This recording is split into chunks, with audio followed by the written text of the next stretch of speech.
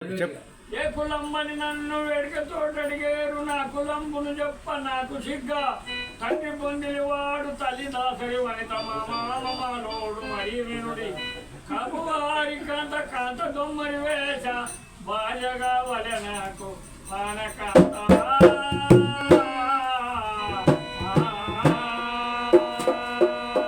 మానవునికి కరుణ రాదు మన సాయికి చేతునే